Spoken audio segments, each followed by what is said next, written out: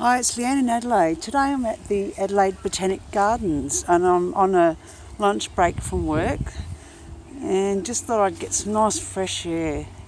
I haven't been to the back part of the Botanic Gardens for a while, so thought I'd check it out. Lots of mature trees here. This one's not got a lot of foliage on it. It must be semi-deciduous, I'm guessing. And look at this massive Monstera deliciosa under the tree, and it's climbing up the tree. I don't know if you can see the bit of sun there, but right up there it's climbing right up, so metres and metres and metres up above us. So it makes our little house plants that we treasure look pretty minute and tiny by comparison. This is an Australian native. I think it's called a brachychiton, or sometimes called a bottle tree, for obvious reasons. If you look at the shape of the trunk, it kind of looks like a bit of a shape of a bottle. Sunny day, but it's a bit cool here. This is the oyster plant. I've grown it before.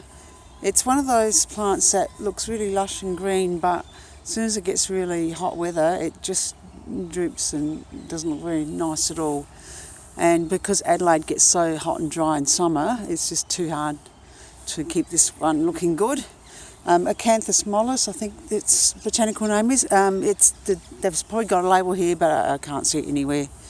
That's the only thing with Botanic Gardens, often the labels get overgrown. And maintenance must be huge on that sort of thing. Up here you've got a stand of crepe myrtles, and they're bare, but the bark's really beautiful. And I've got a lot of sunshine there. It might not show up so well, but very interesting, almost like a camouflage type effect on the trunks there, with the colouring as the bark peels off in different layers. And that's a very rare sound in the background, a plane going over. Not that many flights in and out of Adelaide. Looks a really tiny plane. I think that might be one going up to mining areas north of the state. Right, here's some interesting foliage over here. Got a variegated umbrella of some sort, a schlifera, I think. There's some sort of Dracaena cordyline. Oh, that's cordyline. Yes, I can tell by the shape of the leaves. Yes, not looking particularly tropical, middle of winter in Adelaide. So it's not going to look its best. There's a nice big leafed philodendron. That's looking fine. They're really hardy, so I don't care about the cold weather all that much. And this one I recognise as well. I grew one of these as a pot plant when I was young, gold dust plant. From a sensory point of view, the pathways are great here. A lot of them are covered in sawdust, so when you're walking on them, they just kind of feel a little bit soft and spongy, and they look really natural, so it's great. And they'll just break down over time and add extra to the soil. Liking that. I'm going to make my way to an area that I really love, so stay tuned, because it's one of the only ones of what I'm going to show you in the whole world. And the thing I wanted to show you, which you can now see in the background, is a Victorian era glasshouse. My understanding is it's the only one left in the world. It's from about 1870, something like that, and it's a working glass house. However, I wouldn't say the plants inside are all that spectacular, but I love the beautiful colouring in the glass there. So what they've done is, from what I can understand, they've put plants in there mostly from Madagascar. It was closed for a while with COVID-19. They've reopened now, but you've got all these signage about how many people can be in there and all that sort of thing, which is 10. Look at that. Isn't that beautiful? It's just gorgeous.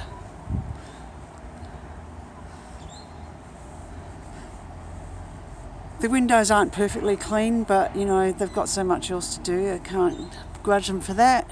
Being winter, probably get dirty quickly again anyhow. Just going to pop inside quickly just to get a feel for what it's like inside.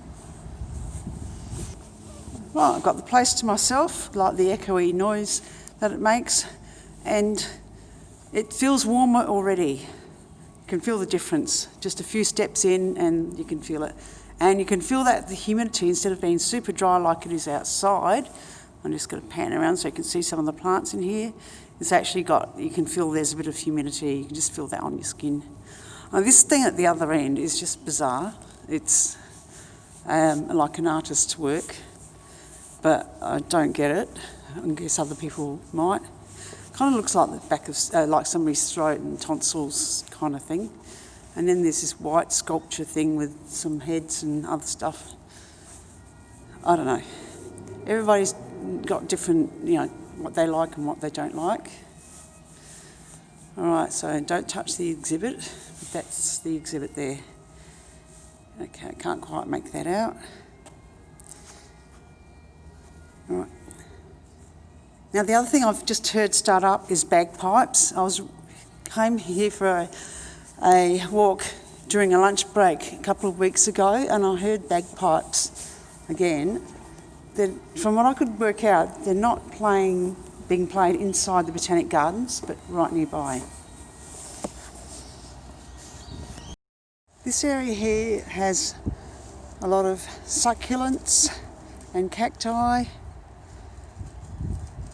and one good thing about winter is the aloes flower.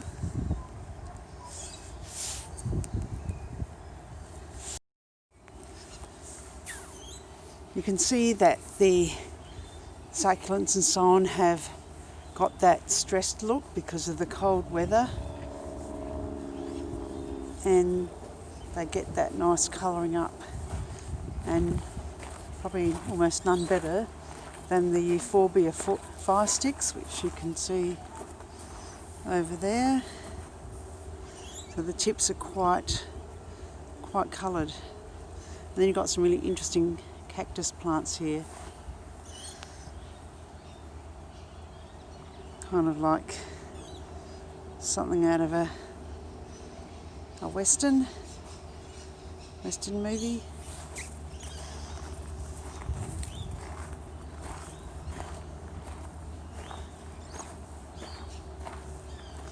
Got some more cactus over here and succulents. All sorts of interesting shapes and sizes.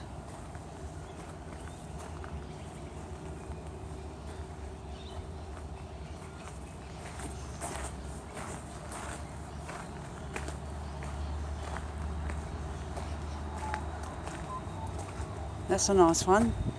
That really stands out because it's got a real yellow effect on that one.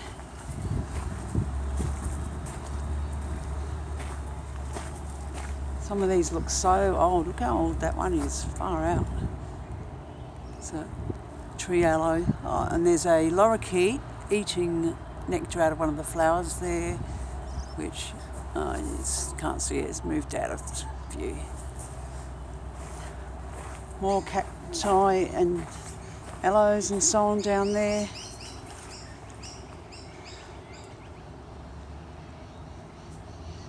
So many interesting shapes and colours to them.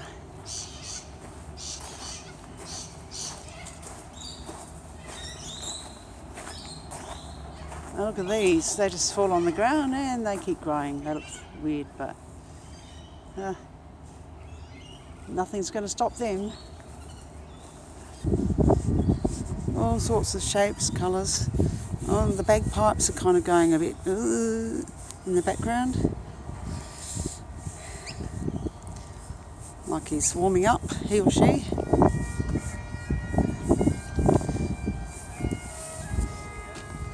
Golden barrel cactus here.